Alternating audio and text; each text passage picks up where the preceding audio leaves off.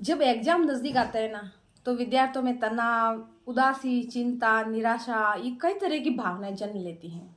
और ऐसा लाजमी भी है, क्योंकि जो तैयारी कर रहा है उसको तो टेंशन होगी ना।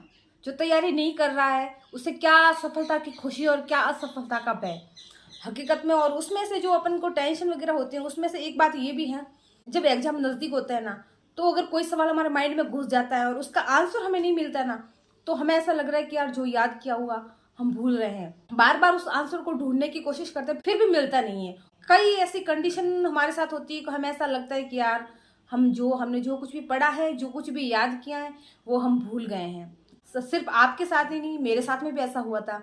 जब 2018 की मैं तैयारी करी थी ना, तब जैसे जैसे एग्जाम नजदीक आते थे, मैं ऐसा इतने दबाव में, इतने स्ट्रेस में चली गई थी कि मुझे ऐसा लगता था कि यार जो कुछ भी मैंने पढ़ा है मुझे याद नहीं है। और जब ये कंडीशन होती थी कि याद नहीं है, तब और ज्यादा टेंशन होती थी। तो ये घबराने की जरूरत नहीं है। जो हकीकत में सीरियस रीडर है, जो अपनी पढ़ाई के प्रति सीरियस है, मन लगाकर तैयारी करता है ना, उसके साथ में ऐसा होता ही है। जो हकीकत में पढ़ाई नहीं कर रहा है, बहाने बना रहा है, दिखावा कर रहा है, उसे किस बात की खुशी और किस बात का गम।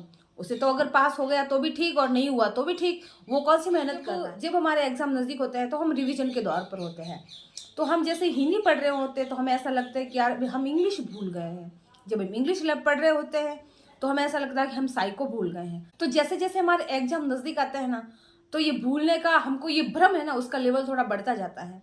तो आपको इस कंडीशन से उबरने के लिए क्या करना है, क्योंकि देखो अगर ये कंडीशन बनी रही तो हम स्ट्रेस में चले जाएंगे, एंड हमारा जो कॉन्फिडेंस है वो भी डाउन हो जाएगा, जिसका असर, सीधा सा असर हमारे पेपर पर पड़ेगा।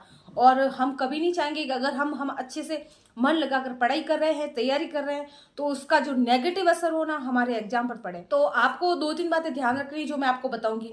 आप उन दो तीन बातों के सहारे आप इस कंडीशन से उबर सकते हैं, इस भ्रम में से निकल सकते हैं। तो सबसे पहले आपको क्या करना है कि जब आपको ऐसा लगे कि यार मैं भूल गया हूं, कि वो सवाल मुझे याद नहीं आ रहा है, और हम उस कंडीशन में पहुंचते कि हम अपने दिमाग पर बहुत ज्यादा दबाव डालते हैं कि ये सवाल याद आ जाए आ जाए आ जाए, फिर भी नहीं आता है, तो आप जो कुछ भी पढ़ रहे हैं, नोट्स है, बुक है, उसको बंद कर दीजिएगा, रख दीजिएगा, और दिमाग को थोड़ा शांत करिए। आंखें बंद करके 10 मिनट के लिए बैठ जाइएगा। फिर आप घंटे 2 घंटे के लिए अपना जो टाइम है ना, किताब को मत दीजिए। उसके बाद में आप वो काम करें जिसको करने में आपको खुशी मिलती है। कोई अच्छा सा म्यूजिक सुन ले, कोई जिगरी दोस्त है जिससे बात करने पर आपको खुशी मिलती है, उससे बात करें। ऐसी कोई जगह जहाँ जाकर आपको शांति मिले, वहां जाकर बैठ जाइए। किसी मंदिर में जाकर बैठ जाइए, जिससे क्या कि आपका मन थोड़ा शांत हो जाएगा। और जब शांति होती है ना, तो हमें हर सवालों के जवाब मिल जाते हैं। कि जब उथल पुथल में होते हैं, हम टेंशन में होते हैं ना, तो हमें जो आ रहा है होता है ना, वो भी नहीं आ रहा है। तो आप ये काम करें। दूसरा काम आपको ये करना है कि PYQs निकाले, प्रैक्टिस बुक है, प्रैक्टिस सेट है, प्रश्न बैंक, जहां से भी आपको मिले। अगर आप तैयारी कर रहे हैं तो आपके पास ऐसा प्रैक्टिस बुक तो जरूर होगी। मैं ऑनलाइन टेस्ट सीरीज वाली बात नहीं कर रही हूँ, मैं ये कह रही हूँ कि अगर आपके पास में प्रैक्टिस बुक है तो आप उसमें जो प्रश्न दिए हुए हैं उनको सॉल्व करें। जैसे जैसे आप प्रश्न सॉल्व करते जाओगे, आपको उनके आंसर मिलते जाएंगे ना, तो फिर आपका कॉन्फिडेंस लेवल बढ़ेगा और आपको लगेगा कि हाँ यार मैं भूला तो नहीं हूँ।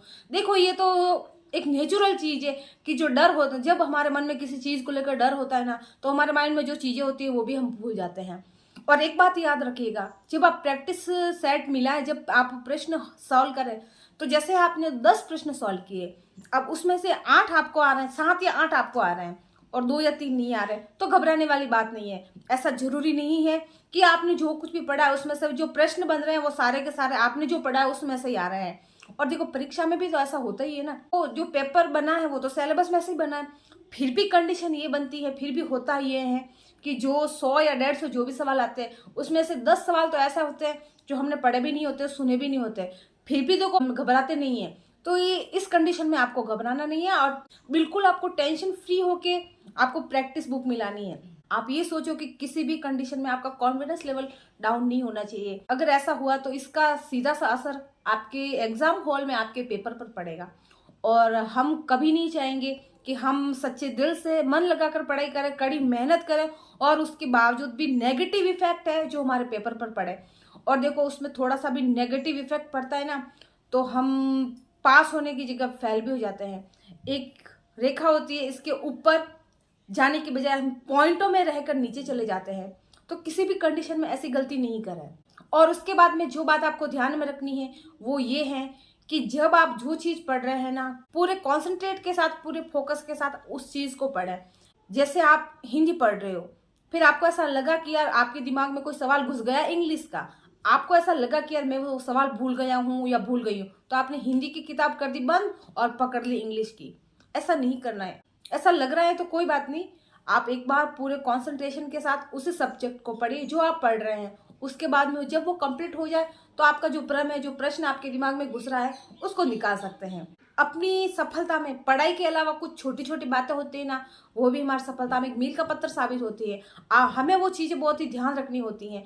इन छोटी छोटी 5-6 बातें कुछ ऐसी होती है ना, इसकी वजह से हम परीक्षा से बाहर हो जाते हैं। तो अपन को ऐसी गलती किसी भी कंडीशन में नहीं करनी है। आने वाले वीडियो में इन सब के बारे में बातें करेंगे कि जो एग्जाम से रिलेटेड है, अपनी पढ़ाई से रिलेटेड, ऐसी छोटी छोटी कौन सी गलतियां हैं जो हमें नहीं करनी चाहिए और जिसकी वजह से हम एग्जाम से बाहर हो सकते हैं। अगर आपको कंपटीशन एग्जाम से रिलेटेड किसी भी प्रकार की कोई क्वेरी है तो आप कमेंट बॉक्स में मुझे बताएं। मैं आपके सवालों के जवाब देने की पूरी कोशिश करूंगी, क्योंकि मैं चाहती हूँ कि जिस तरीके से मैंने मेरे सपनों को पूरा किया है, उसी तरीके से आप भी अपने सपनों को पूरा करें। क्योंकि एक बेरोजगार की जो कंडीशन होती है ना, वो मैं अच्छे से समझती हूँ, किस दौर से वो गुजर रहा होता है। उसका एक एक दिन, कड़ी मेहनत करने वालों की बात कर रही हूँ, कि उसका एक एक दिन, उसका एक एक पल एग्जाम के पास आने पर कैसे गुजरता है।